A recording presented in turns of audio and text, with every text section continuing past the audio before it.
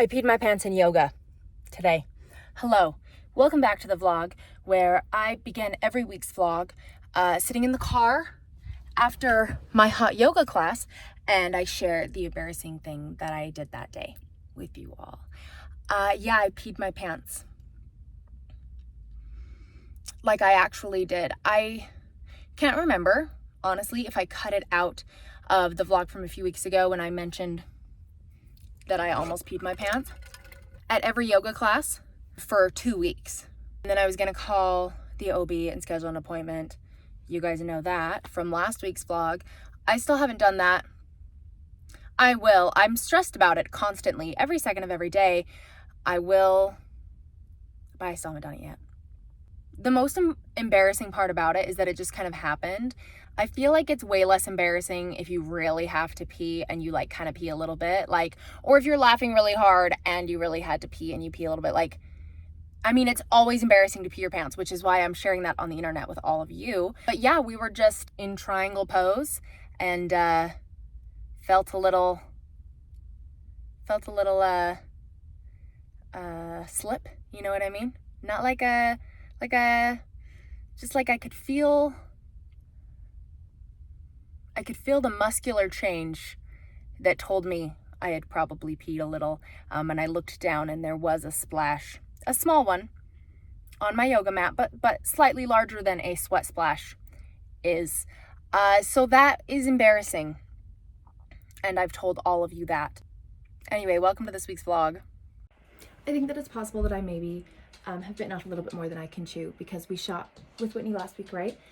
We're shooting again today and I'm trying to prepare and get everything that I need. I'm trying to pull outfits for this shoot, right? We're shooting in I don't have my watch on, 2 hours, I think. I obviously look incredibly ready.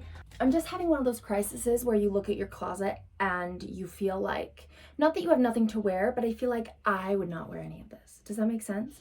I feel like I have a closet full of clothes that I like, but they're not clothes that I actually want to wear anymore for some reason. I don't even know what I want to wear. Like I can't even pick out an outfit because like outfits to shoot in because I didn't do that before today. So I'm just trying to not panic pick out outfits because like it could be worse. It's like writer's block, which I also have right now. Here's the thing. The thing about this job that is so exhausting is that there is this intense pressure to create art or to create content that is enjoyable to look at or whatever every single day.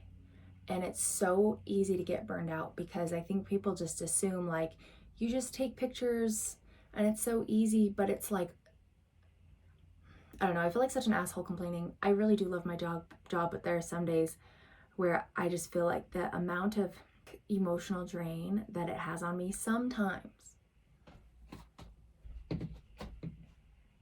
I don't know why I'm filming this like emotional, not breakdown. Whatever, I have stupid brain.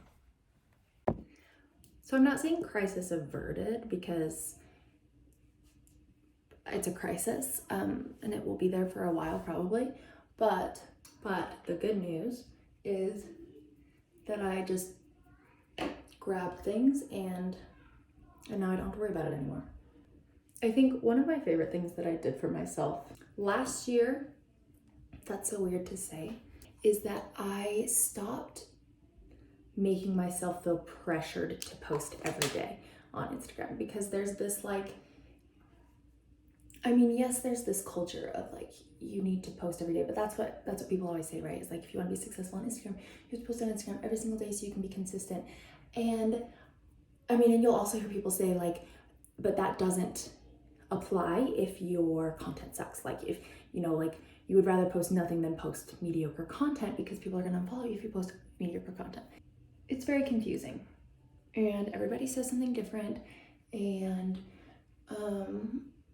but no matter what is the correct way or the right way or the best way, etc., the fact still stands that I have gotten incredibly burnt out. And the pressure of like always working just really got to me. Like, I know that I've always been a little bit of a workaholic, but this last year, I think I got so burned out. Anyway, last year, I forced myself to stop forcing myself to post on Instagram every single day. And it was life-changing. I post like 4 or 5 times a week, which is still a lot. It's still a lot because that's a normal work week. But I let myself take weekends off. I only post on the weekend if I want to. I will let myself take a day off here or there, like if I want to. And I feel so much less stressed out all the time now because of it. Anyway, I don't know why I bothered filming this because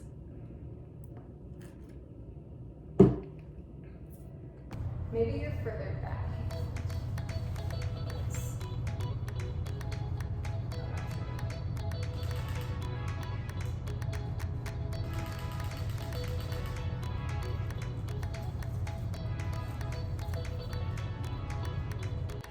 I thought that I would repot my bathroom monstera. So usually this guy's over here, right? I thought I'd repot him.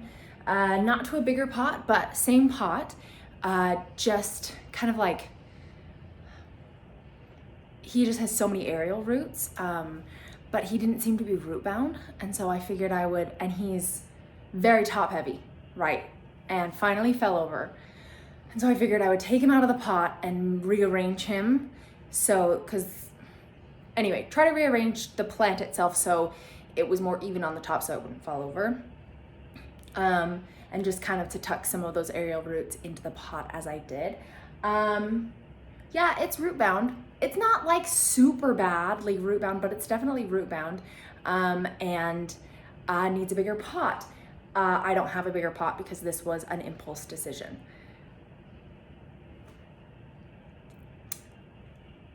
Genuinely one of the weirdest things happened to me in yoga today. And I've been debating on whether or not to share it just because, so in the past, my wonderful husband has said that maybe I should not say things on the internet about people in my life, but that are not super nice. And it's not like I'm not nice, but he mostly was talking about the time that I mentioned my old nail tech doing things that I didn't like. I do not want to say anything that would offend anyone. And if the person that I am going to talk about ends up watching this somehow, I'm really sorry that my interpretation of your actions hurt your feelings, but your actions made me uncomfortable. So I'm going to talk about them. Let's get into it. So I'm in yoga, right? I'm back here. I'm doing my warrior ones. I'm doing my mountains. I'm doing all the dogs. So I usually set up in the exact same spot or nearby to it every single time I go to yoga because I like consistency and routine. You all know that. Now, this person looked really familiar to me. I feel like I have been in a class with him before, which is part of the reason why his behavior was so strange, because I definitely would have remembered if he had ever done this before, but I'm about 90% sure that this person has been in class with me before. So we're starting the class, and right from the beginning, he starts being a little extra. And I don't mean a lot of yogis like to make embellishments or change up the practice a little bit to be more to what they need and their body needs. And that's one thing I love about yoga, especially the studio I go to and the studios that I have gone to in the past, where they really are very much like, do what your body needs, even if that is spending the entire class in Shavasana or child's pose or whatever. Like, alter the practice to what you need, you know, like, we're here, this is the guide, but like, do what your body needs. And I love that about yoga, because there have been a lot of times where I have been like, oh, I need to take a break, and I go into child's pose for a little while. I am not judging anyone who wants to do anything in yoga class to alter their practice for themselves.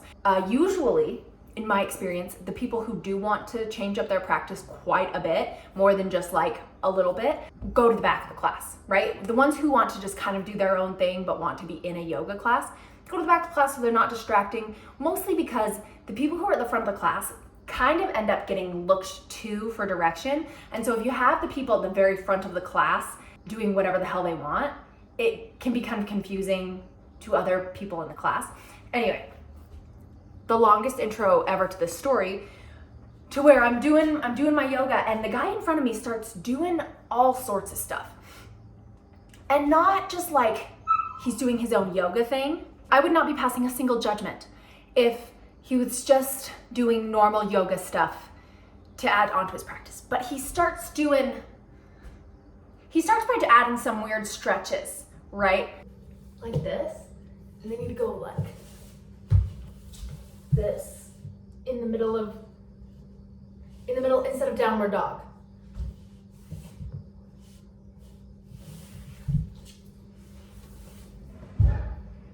He starts by doing some weird stretches, kind of like that. And then like just kind of as we're transitioning like out of downward dog, right? He like starts doing some weird stretches, and as he does, like, you know, it's like a little weird, but like whatever, we all, especially in the beginning of class, we're all like stretching to make sure our bodies feel good as we're preparing to like do a more intense flow. In addition to the stretches, which he continued to do all the time, he started like rubbing his hands all over himself. Like I'm not trying to exaggerate at all. I'm truly not. I'm trying to tell you verbatim what happened, which is difficult to do, especially when you have ADHD. But essentially, so like we're in Warrior 2, right? So like you're like this. And half of the point of a pose, you guys can't see the bottom half of my body, but I'm doing a very half-assed Warrior 2. Half of the point of posing is the arms, right? Because you're working out the upper part of your body, you're engaging your core more. And so this man never once used his arms in the yoga class to complete a yoga pose, except for like a few where we like were bending over, like fold type poses. But he kept, so instead of doing this, right, for Warrior 2, he's just going like this. I'm not even kidding you. Like at first, like it looks like he's trying to just like adjust his hair, but then he's like, it was very distracting just because he was like, first of all, directly in front of me, but also just, I mean, no one starts, especially when you are that sweaty.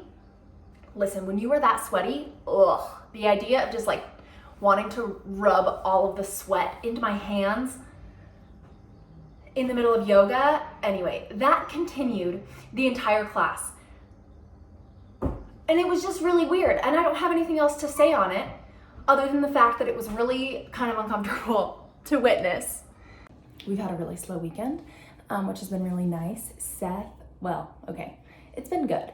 But Seth got his booster yesterday on Saturday. And so because of that, we've just really had like a really slow weekend. COVID cases are so high here in Utah because of Omicron. Is that how you say that? Omicron?